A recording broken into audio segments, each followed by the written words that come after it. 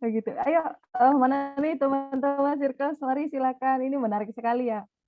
Eee, Yuk kita sampaikan pertanyaan supaya semakin mendapat insight ya dari apa yang disampaikan oleh Kak Jessica. Karena benar bahwa penderitaan itu nggak bisa lepas dari kehidupan kita, eee, tapi kita punya sikap ya, iya Kak Jess ya, itu yang maksudnya kita bisa menentukan sikap sendiri untuk, menghadapi penderitaan itu, sehingga penderitaan itu nggak jadi sebuah penyakit ya. Itu tadi ya Kak Jess ya. Mhm mhm. Baik, ada Kak Liza Astuti, mari silakan. Ya, selamat malam Kak Yana dan Kak Jess. Thank you buat Nah, kesempatannya. Mungkin saya hanya semacam konfirmasi aja ya, maksudnya butuh penjabaran lebih luas.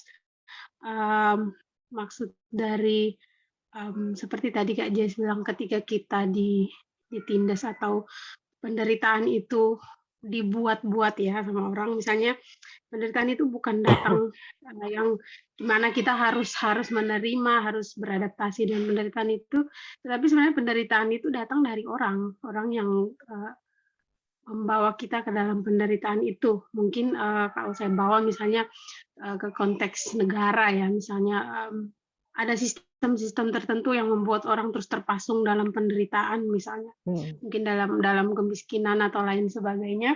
Eh, yang dimaksud dari menolak itu, apakah ada perlawanan di dalam Mhm. melawan sistem-sistem itu, atau menolak seperti apa nih, atau lari saja dari kondisi itu, atau Mhm. sudah daripada kita ribet dengan sistem pemerintahan ini, ya sudahlah kita berusaha sendiri. Mungkin kita kita yang miskin, kita harus apa namanya, buat gerakan atau apa segala macam, tapi kritik kekuasaan itu tidak perlu dilakukan. Mungkin sampai ke sana lah, atau secara secara singkat aja, maksud dari penolakan atas penderitaan itu seperti apa gitu. Mungkin penjelasan aja untuk saya bisa mengerti lebih lebih luas tentang sastra ini. Terima kasih Kak Jess. Mhm. Oke, ini kalau bicara, mengenai Sartre ya, sebenarnya kan dia itu lebih ke eksistensialismenya itu nggak sampai kayak Foucault ya. Kalau Foucault itu kan sampai kayak, dia melihat relasi kuasa ya, kemudian dia mengkritisi melalui relasi kuasa kan. Tapi kalau Sartre itu lebih kepada apa ya, dia itu menolaknya atau menidaknya itu terhadap sesuatu yang individu-individu gitu, nggak sampai sistem. Ya, jadi kalau nggak sampai sedalam Foucault melihat relasi kuasa dalam sistem, dalam institusi, dalam belum sampai sedalam itu ya, tapi dia itu lebih ke apa ya, individu per individu gitu. Contohnya kan dia kan mauvaise foi dan juga tatapan orang lain gitu kan. Jadi menurut dia itu lebih kepada apa ya, menidaknya terhadap objektifikasi orang lain kepada kita gitu. Nah, ini juga bisa dilihat karena dia menyikapi pengalaman pribadinya sendiri bukan berhadapan sama institusi, sama sistem, tapi dia berhadapan dengan orang yang adalah keluarganya ya.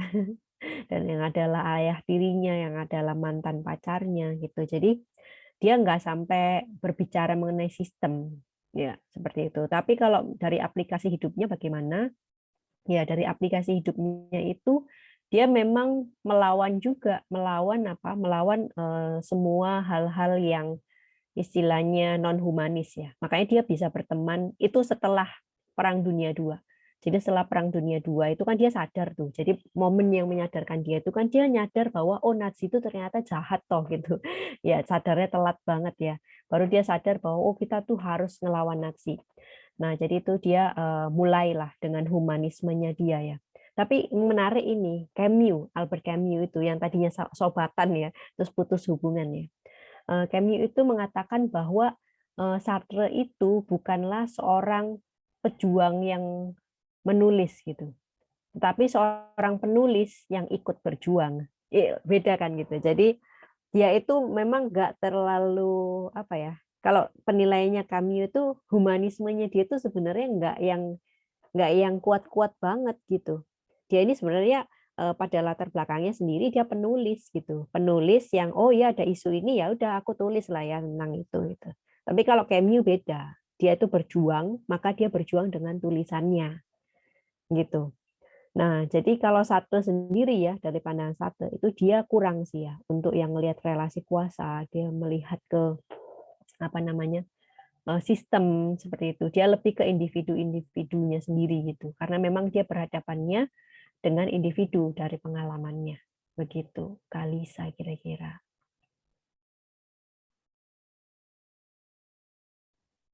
Baik, Oke, terima ya. kasih Kak Liza. Mungkin baca Michel Foucault kali ya, kalau mau yang lebih ke sistem gitu kan. Nah, itu kuat tuh kalau di situ dia. Baik.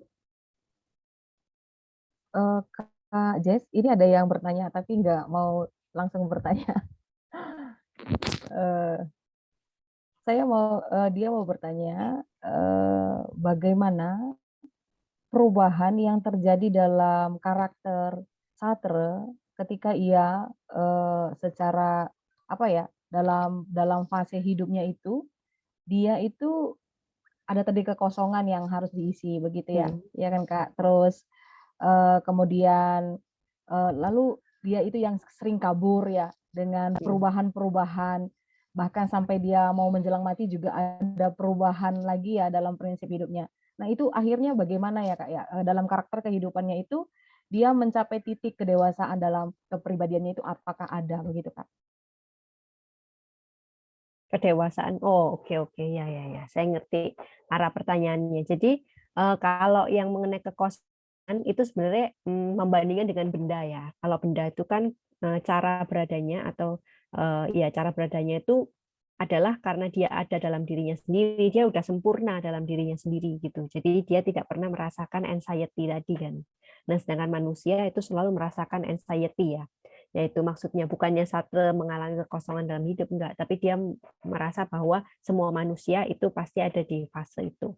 Nah, kemudian mengenai semua fase itu dia dewasa enggak akhirnya gitu kan, kedewasannya gimana.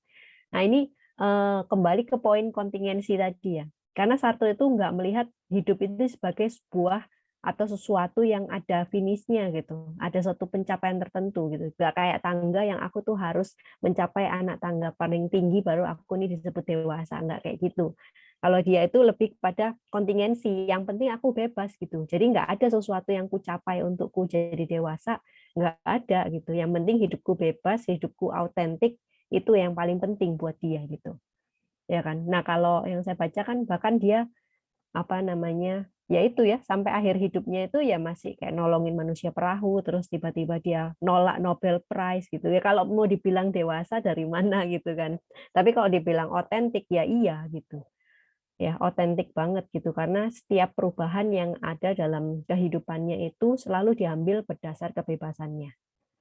Jadi dewasanya kalau menurut pemikiran Sartre sendiri ya saya dewasa kan saya ngambil pilihan bebas gitu ya. Tapi kalau dari takaran kita mungkin enggak ya. Begitu. Baik Kak Jessica, terima kasih. Ini ada Mas Nurudin nih yang mau bertanya. Mas Nurudin, saya persilakan. Bisa terdengar ya? Iya. Bisa Mas. Ya, terima kasih Mbak Jessica. Pemaparan yang menarik sekali ya terkait dengan Sartre, salah satu yang terkenal ya. Dan autentiknya dia kan di kafe ya. Iya. Pakai baju hitam ya. Bukan di jalanan ya, di kafe. Iya, di kafe. Benar. Ya. Jadi kalau ngomongin Sartre itu saya jadi ingat, jadi ada lelucon joke gitu kan, jadi ada seorang yang pergi ke psikiater gitu kan, panggilnya dok saya stres dok. Oh ya silahkan cerita duduk sebentar. Saya tuh stres bla bla bla bla gitu. Kemudian oh ya boleh saya lihat HP Anda gitu kan. Terus dia lihat ada grup keluarga. Nah, ini sumber stres Anda, tolong keluar aja. Terus besoknya dia datang lagi. Gimana? Wah sudah saya seperti surga. jadi ini sangat Sartre sekali. Jadi karena dia dengan grup keluarga itu dia ditekan identitas dia tidak bisa mengaktualisasi diri. Iya. Itu kan biasanya kan lelucon kalau biasanya mau hari raya atau apa itu kan, alah itu neraka lah. Neraka. Jangan-jangan ini pengalaman Mas Nurudin ini ya. Ya, jadi tapi yang menarik juga kan gini ya, tadi kan Mbak Jessica ngomong soal demam panggung ya, kira-kira kan begitu. Semakin dia semakin takut gitu. Saya nggak tahu juga apakah kalau sekarang ada medsos itu ya, yang orang itu tidak kelihatan gitu kan. Itu dia tanda kutip apa kalau dalam pandangan Sartre lebih autentik ya, karena kalau ngomong kan jadinya sekarang media sosial itu kan isinya ya semua dari otak itu langsung keluar ibaratnya semacam itu. Udah nggak ada remnya sama sekali. Jangan-jangan itu autentik yang radikal juga itu menurut Sartre itu. Wah, makanya saya apa yang dipikirkan langsung aja peduli amat sama orang nggak ada. Apa seperti itu ya saya berpikir ya. Jadi dia bisa melalui medsos dia mengautentikasi diri karena nggak ada orang lain lagi mau apa saya juga nggak kelihatan apalagi kalau pakai anonim kan. Itu yang pertama. Yang kedua tentang tentang freedom ya. Boleh dikatakan Beauvoir itu yang bisa dibilang muridnya atau rekannya atau ada yang nggak terima dengan kok muridnya gimana itu dia itu yang imprimatur ya. Jadi karyanya Sartre itu dia yang meloloskan atau tidak kan gitu. Katanya kan Beauvoir itu ketika menulis Second Sex itu kan sebenarnya dia tuh ingin narsis ya.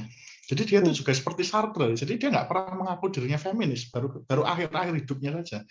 Jadi dia dikatakan kalau itu bukunya adalah buku feminis, ya bukan, itu buku saya narsis kok. Jadi dia itu sebenarnya kan pengen bikin biografi katanya kan.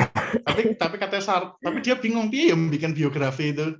Terus katanya Sartre ya sudahlah tulis dulu pengalaman perempuan gimana. Jadi buku Second Sex itu adalah buku narsis yang pertama gitu kan. Karena buku narsis yang biografinya belum bisa jadi, dia bingung gitu. Jadi nggak tahu juga apa. Jadi dia mewariskan itu pada tanda kutip muridnya ya kalau kita bilang Beauvoir itu muridnya gitu kan. Yang model-model semacam itu apa ya. Jadi sangat pokoknya ya egosentris gitu yang kuat.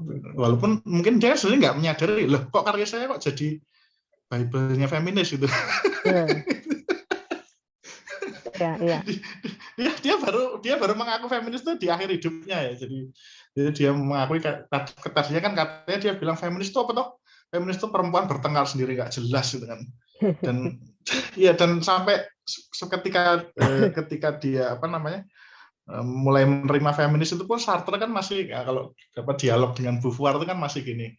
Kalau saya merasa kok di gerakan kok eksklusif banget ya, Sartre kan bilang gitu. Terus Beauvoir ngatakan, kamu tuh laki-laki nggak tahu. Jadi egoismenya juga ada.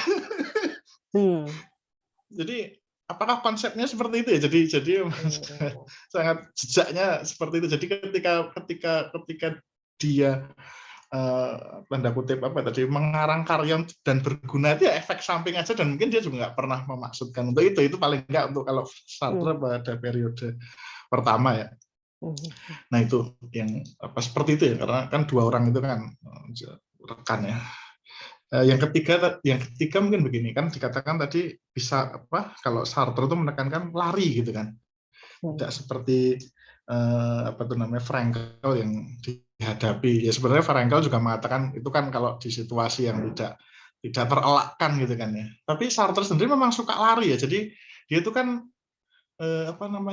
waktu dia mendukung Aljazair ya, perang kemerdekaan Aljazair itu kan dia jadi target nasionalis ya. Prancis dibom 2 kali kalau nggak salah. Nggak tahu Beauvoir tuh pas di kaosnya nggak gitu kan. Dia 2 kali lari. Jadi jangan-jangan kan gini, maksud saya gini. Dia lari tapi jangan-jangan pas ada orang di muridnya atau apa di sana kan ya peduli amat, yang penting saya katanya sama mamanya itu. Katanya ya. Katakan kalau ibu saya yang jadi target, mau tak kejar orang itu kan begitu. Kalau Sartre ya tak lari aja. Lari.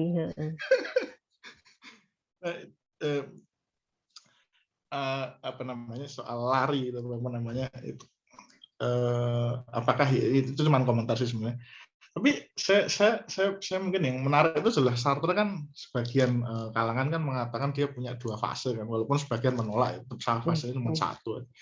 Ketika dia mulai memeluk komunis gitu kan, sampai ke Kuba, sampai ke Cina segala kan, dan lain-lain, dia dianggap dia sudah apa namanya, dia sudah jadi komunis sejati gitu kan, sampai membela Stalin tadi kan dikatakan.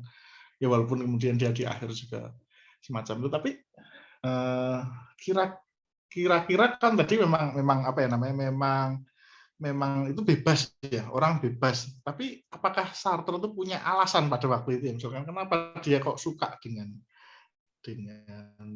itu gitu kan? Apakah karena dia melihat bahwa itu lebih universal dibandingkan dengan feminis misalnya, itu kan itu sama-sama perjuangan ini kan. Kalau feminis kan apa namanya, pada perempuan, kalau itu kan mungkin itu kan perempuan laki-laki kayak apa, kayak mungkin gendernya apapun juga bisa semacam itu. Dan mungkin yang terakhir begini, kalau nggak salah tadi yang eksistensialisme sebagai humanisme itu kan justru dia pertama kali mengemukakan tuh tahun 45 ya, setelah Perang Dunia Kedua, dan dia dimaki-maki sama satu gereja, kedua komunis karena individualis banget kamu gitu kan. Apa-apaan kita baru saja mau bangkit dari perang, kamu menawarkan jalan yang sangat individualis. Tapi mungkin saya juga nggak, terserah mau orang percaya atau enggak. Jadi ya, apa namanya, mungkin itu gayanya dia ya. Jadi mungkin itu aja, Mbak Jessica, mungkin bisa, nggak tahu tadi sekaligus pertanyaan atau tanggapan, mungkin itu aja. Terima kasih. Oke, makasih Mas Nurudin ya. Menarik ya. Tadi kalau saya kumpul-kumpulkan di sini 3 ya pertanyaannya, tapi yang keempat kayaknya komentar aja ya Mas Nurudin ya. Betul ya. Nah, jadi pertanyaannya 3. Yang pertama itu tentang medsos ya. Nah, itu menarik ya. Medsos itu otentik atau seperti apa ya? Bisa disebut seperti itu apa enggak? Kalau menurut saya ini sih, apa ya? Bisa, tapi tatapannya kurang real sih. Nah, tatapan ini lagi ya. Saya kurang setuju juga sih kalau tatapan bisa dilakukan lewat medsos ya. Soalnya kalau Sartre ya, itu physical banget sih. Tatapan itu very physical ya. Karena memang pengalaman kejatuhan dia kan fisik ya awalnya. Karena matanya itu juling, mukanya kurang tampan. Jadi pengalaman jatuh yang pertama itu betul-betul adalah tatapan secara fisik. Nah, kalau bagaimana kita bisa otentik, yaitu ketika kita melawan tatapan itu kan, dengan cara kita objektifikasi dulu nih. Nah, kalau di medsos bisa, kita mengobjektifikasi orang lain bisa, tapi kayaknya nggak kuat ke tatapan secara fisiknya gitu, Mas Nurudin. Nggak menurut saya ya, gitu. Jadi kalau bilang otentik ya otentik aja, tapi belum bisa sampai dibilang yang menidak, yang benar-benar yang Sartre maksudkan gitu. Menidaknya itu benar-benar yang ini aku nih gitu kan. Ya makanya tadi narsis itu ya. Nah gitu. Jadi kalau medsosnya kurang fisikal tatapannya. Terus habis itu yang kedua itu tentang Buva ya. Dia tuh bukan gimana ya? Dia mengaku feminis itu memang akhir ya. Cuman kan dia menulis buku Second Sex itu menurut saya tuh mother complex ya.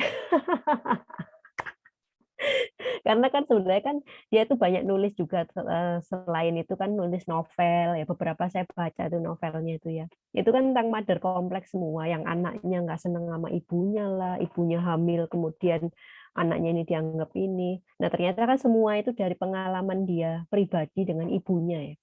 Itu jadi dia punya mother complex. Jadi kalau mau samain Sartre sama Buva, sama-sama punya mother complex sebenarnya. Sartre ditambah father nggak ada father ya, fatherless ya, gitu loh. Jadi apa yang bikin mereka berdua tuh aneh ya, sampai open relationship kayak gitu, tulisannya narsis banget, mereka suka di kafe pakai baju hitam, tapi jadi eksistensialis banget kan gitu. Ya menurut saya tuh memang karena masalah masa kecil sih. Mereka cocok karena masa kecilnya sama-sama gelap, kalau menurut saya sih kayak gitu ya. Nah, jadi narsis itu sebenarnya sih hanya untuk menutupi kelemahannya aja. Kayak si Sartre kan sadar diri jelek nih ya, tapi dia menyembunyikannya dengan cara apa? Pacaran kan, dengan cara merayu-rayu gitu perempuan gitu. Dia sendiri kan ngomong, aku ini kalau ngomong sama perempuan hebat loh. Tapi sebetulnya itu kan ya apa tuh defense mechanism itu ya.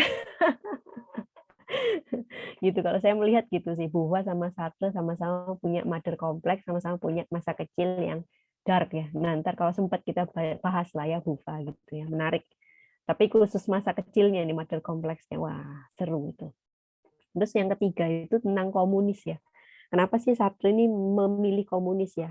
Nah, kalau yang saya tahu mungkin ya sebagian, karena dia kan mendukung komunisnya bukan yang kayak Camus kan. Camus kan sosialisme lunak ya, lunak lah sosialisme ya. Kalau dia kan masih menghalalkan tuh yang namanya kekerasan ya. Ini masih ada lah sejajar sama pandangan-pandangan dia yang lain gitu. Nah, yang kedua tuh kayaknya dia tengkar sama Camus itu mengenai paham keadilan dan kebebasan gitu. Camus itu nggak setuju. Camus itu melihat keadilan dan kebebasan ini rada-rada harus ada yang dikurangin dulu nih, gitu supaya kita bisa mencapai keadilan gitu. Makanya dia bilang kebebasan yang harus kayak ditekan dulu nih dikit ya. Nah, sedangkan Sartre bilang oh enggak, keadilan dan kebebasan itu bisa dua-duanya sekaligus kita capai melalui apa? Marxisme. Jadi dia yakin banget gitu, Marxisme adalah jalan mencapai keadilan dan kebebasan itu sejajar. Itu yang saya tahu gitu. Itu sih Mas. Yang keempat mungkin komen ya dari Mas Nuruddin, jadi nggak saya jawab lagi. Oke, terima kasih. Terima kasih Kak Jessica, Mas Nuruddin. Oh, ini ada di checkbox pertanyaan untuk Kak Jessica. Iya. Ada dari Pak Paulus Laratmase. Pak Paulus, apakah bisa langsung bertanya? Oh ya, dia mengalami gangguan audio. Mungkin dibaca aja ya Kak ya, Jess ya. Saya baca ya.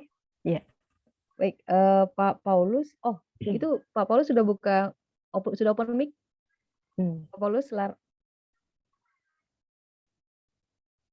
tidak bisa ya. Oke, saya baca saja ya Kak. Penjelasan yang luar biasa buat Kak Jessica. Terima kasih. Walau hanya bisa baca via teks tanpa audio. Apakah Sartre adalah tokoh nihilisme ateis, mengingat pengaruh eksternal di luar diri tidak berpengaruh terhadap kebebasan subjek dalam merealisasi diri esensinya? Mohon pencerahan. Terima kasih Kak Jess. Oke, terima kasih atas pertanyaannya. Kayaknya sih bukan nihilisme ateis ya. Walaupun dia juga sangat terkesan tuh sama Nietzsche ya, berapa kali kan dia juga ngomong tentang Übermensch dan segala macam gitu ya. Cuman kalau nihilisme enggak kali ya. Karena apa? Di sini kan dia bilang mengingat pengaruh eksternal tidak berpengaruh terhadap kebebasan subjek dalam merealisasi diri, tapi tidak seutuhnya dianggap tidak ada. Nah, kalau nihilisme kan itu enggak ada ya. Nah, contohnya kayak Sartre itu kan masih menyadari tatapan orang kan. Gitu loh. Jadi yang di luar tuh walaupun dia bilang nggak berpengaruh terhadap kebebasan, tadi kan kata Tuhan itu ya, Tuhan itu tidak memberikan esensi ya. Orang lain juga tidak memberikan esensi, tapi pengaruhnya ada nggak? Masih ada tuh. Makanya kita ini tugas kita menolak itu, menidak itu ya. Nah, untuk pandangan ini itu lebih disebut eksistensialisme ateis ya, bukan nihilisme ateis. Itu sih. Baik, Kak Jess. Pak Paulus Laratmase itu ya pertanyaannya sudah dijawab oleh Kak Jessica. Oke Kak, ini ada dari Antonetta Taneo. Apakah masih ada di kelas? Boleh bertanya langsung? Kak Antonetta atau saya baca juga nih? Baik, saya baca ya Kak Jessica. Terima kasih Kak Jessica atas pemaparan materinya. Itu sangat penting dan ada pertanyaan yaitu apa yang harus dilakukan oleh seseorang untuk bisa melewati setiap penderitaan karena terkadang setiap manusia mengalami penderitaan yang terkadang sulit untuk dilalui. Solusi seperti apa yang harusnya dilakukan? Terima kasih Kak Jessica. Ya, kalau menurut saya ya tergantung kasusnya ya, Kak Antonetta gitu ya. Nah, gimana kita bisa menghadapi? Kalau menurut saya sih dalam setiap penderitaan atau masalah itu tidak ada satu solusi universal gitu. Ya mungkin di sini saya rada-rada subjektif ya, mirip sama Sartre gitu. Jadi kayak misalkan gimana ya, kalau Kak Yana mungkin seorang pendeta ya, mungkin udah pernah mengalami orang-orang ada yang konseling ya, ada kasus ini, kasus itu. Kak Yana sendiri juga pasti tahu ya, tidak ada solusi universal. Contohnya, ya kalau kamu misalkan masalahnya cerai, berdoa. Kalau kamu masalahnya depresi, berdoa juga. Kalau ini masalahnya ini solusinya berdoa. Nah itu kan sangat universal, padahal nggak bisa begitu saja kan. Kita kan juga mesti lihat dulu masalah masing-masing orang itu seperti apa gitu kan.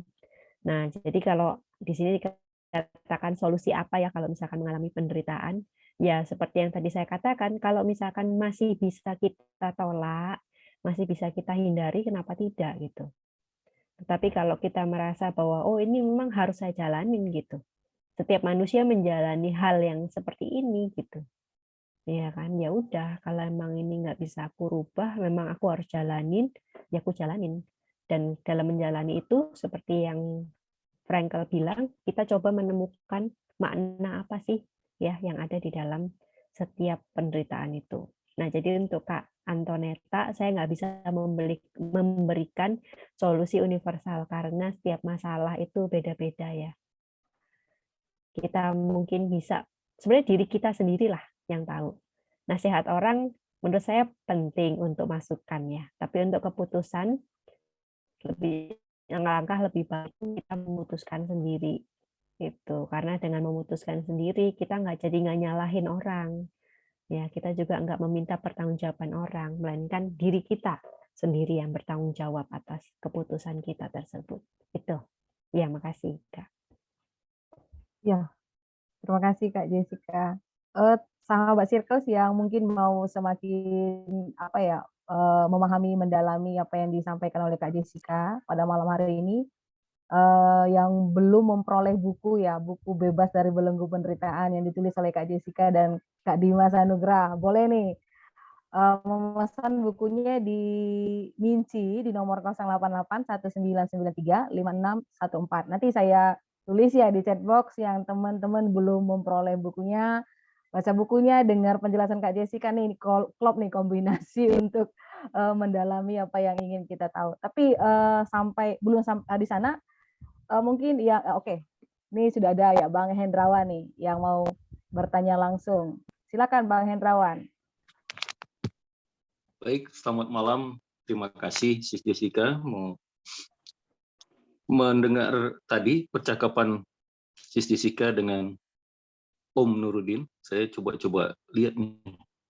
Ternyata si Bevro itu yang pertama ini, itu adalah disebut juga bab ibu daripada feminisme gelombang kedua ya. Nah, dia menulis tentang bagaimana kita harus melawan dominasi laki-laki begitu kan. Kemudian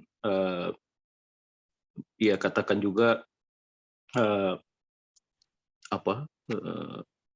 dia ya katakanlah menghasut perempuan ya untuk lepas dari subordinasi. Tapi dalam hidupnya dia sebenarnya kan kalau tadi diceritakan dia terbuka gitu menerima Sartre berselingkuh dengan banyak perempuan tadi kan di dalam kehidupannya begitu. Jadi dia pun dieksploitasi begitu oleh Sartre. Jadi apa yang dia tulis sebenarnya itu kebalikan dari apa yang dia hidupi begitu ya. Apakah benar seperti itu ya? Itu yang pertama. Kedua, sama dengan Sartre juga ya. Kalau kita 2 minggu lalu kita bahas tentang Frankel, kemudian ada singgung-singgung sedikit tentang Heidegger gitu. Itu kan filsafat daripada eksistensialisme gitu. Nah, eksistensi ini kan filsafat yang cenderung kepada tindakan begitu ya. Keyakinan, perbuatan begitu. Jadi bukan kata-kata gitu. Atau gagasan gitu. Nah, ini si Sartre ini mungkin selama hidupnya sama seperti Jessica bilang dia tidak bicara apa-apa tentang kamp konsentrasi begitu. Dan kemudian kalau kita lihat lagi, saya coba baca-baca lagi, ternyata si Pol Pot, ya, Pol Pot itu waktu pernah dia belajar di Paris tahun 50-an, dia adalah anak ideologis daripada Sartre. Ya,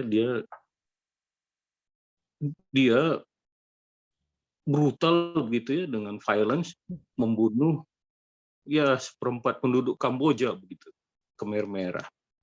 Nah, bukankah ini juga suatu ironi ya, bahwa bagaimana dia menghadapi suffering, padahal dia sendiri yang bikin suffering gitu dengan kekerasan, sehingga si Sartre ini juga adalah bapak daripada teroris katanya. Nah ini seperti apa ya kira-kira Sis Jessica pandangannya? Terima kasih.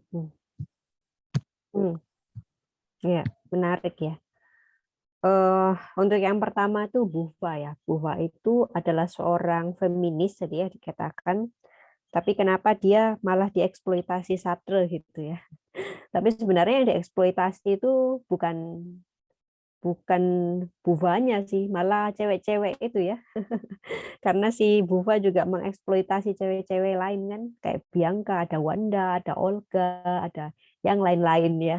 Perempuan-perempuan yang katanya itu kontingen itu ya. Gitu.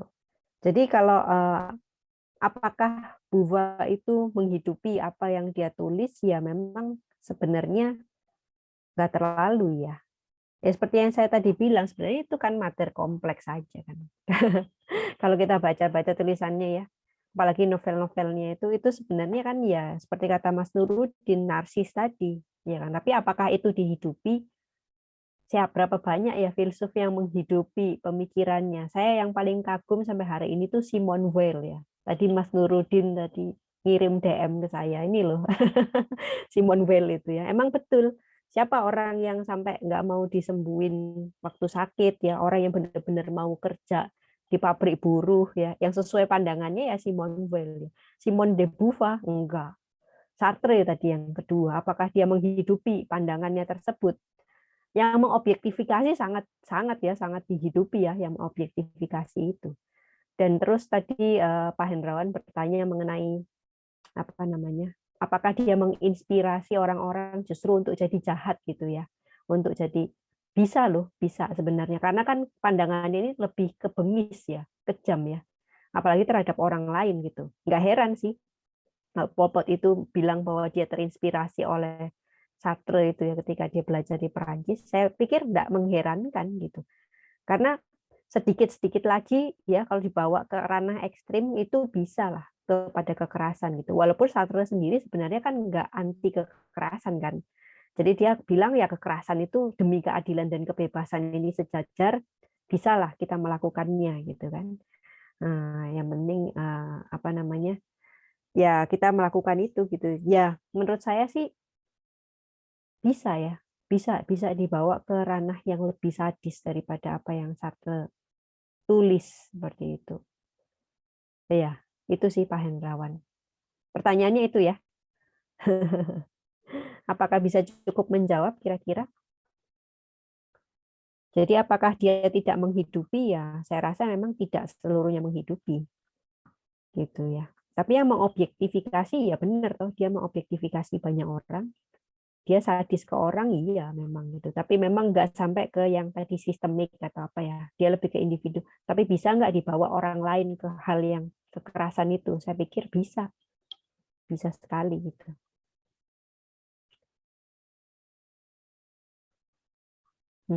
Oke, terima kasih Pak Hendrawan. Ya, baik teman sahabat Circles, ada lagi yang mau bertanya langsung kepada Kak Jessica. Cuman ini ya, mungkin nambahin lagi, memang Sartre itu kalau dibawa ke ranah ekstrim ya gitu ya, bisa berbahaya ya teman-teman. Ya Pol Pot kalau bisa kayak gitu loh. Ya buktinya Sartre pun segitu-gitunya dia kayak gitu ya, nggak sampai ngebunuh orang atau apa gitu ya. Menurut saya sih ada juga yang bisa dipelajari lah dari Sartre ya, gitu. Asal kita memang tahu lah, oh bahayanya begini nih, gitu. Itu sih.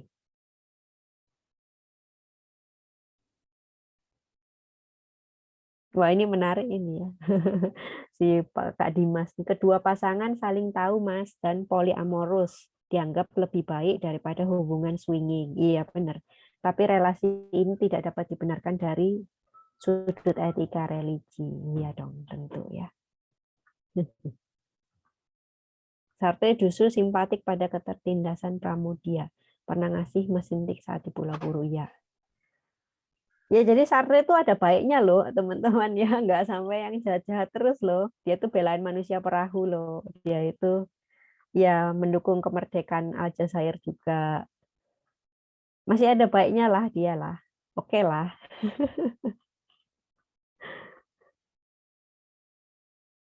Iya, anti penjajahan Aljazair, bom Prancis ya 2 kali.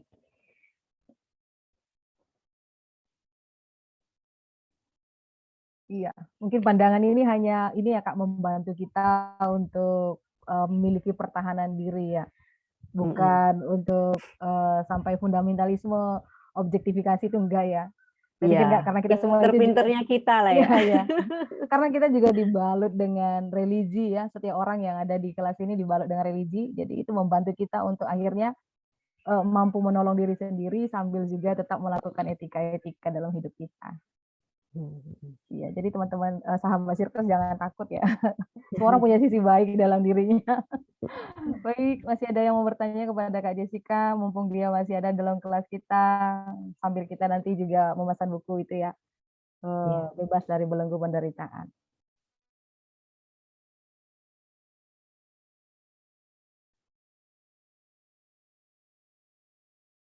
Ya, jika tidak ada lagi, mungkin bagaimana? Kak Jessica, kita akan tutup kelas ini. Ya semuanya mungkin sedang apa ya, menganalisa kembali dalam dirinya masing-masing dan menemukan apa ya step-stepnya untuk mampu menolong diri sendiri sambil melakukan etika religi kita. Kita akan tutup acara kita ini. Silakan Kak Jess untuk membuat closing statement.